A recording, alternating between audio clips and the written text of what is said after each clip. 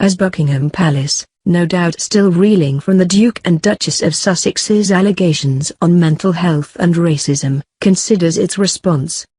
"History should have taught that silence is not an option," said one royal expert. More than 24 hours after the Oprah Winfrey interview was broadcast in the U.S., senior royal aides had still not broken cover amid calls for an investigation into the couple's claims.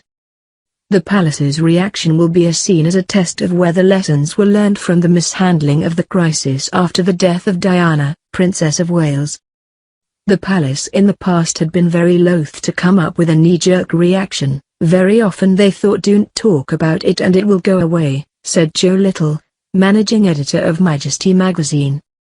But clearly, when you are talking about mental health, alleged racism and alleged bullying, you can't dismiss them. There are some things you can leave to one side, but these are not issues that can possibly be ignored. And a response does need to be made, just to make people aware it is being taken seriously. The Queen's perceived silence in the days immediately after Diana's death led to a furious backlash against the monarchy, with accusations of heartlessness. While Tony Blair paid public tribute to the People's Princess, and flowers carpeted the entrance to Kensington Palace, there was just one short statement from the palace.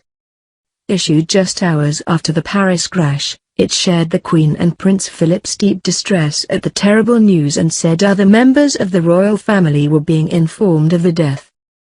Newspaper headlines screamed, "Show us you care."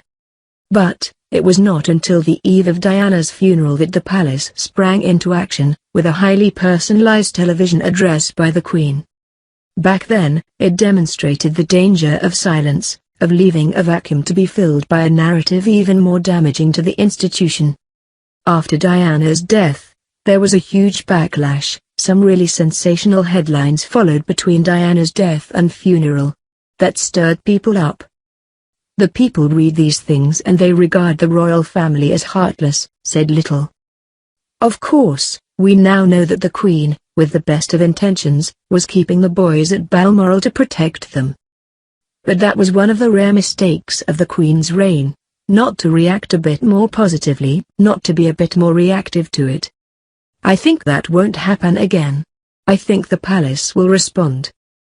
The fact that allegations last week were made that Buckingham Palace failed to act over bullying claims against Meghan made in 2018 in relation to her alleged treatment of staff leaves the institution in a difficult position if it does not respond. Only now has it announced a full investigation into those claims. It means the supposition is that so much will be just swept under the carpet and they will move on, said Little. But I cannot think that will be the case this time. Quite how they follow this up is very hard to predict. I certainly don't think they will strip Harry and Meghan of their titles. I think that would just be seen as spiteful. And it would be the wrong thing to do.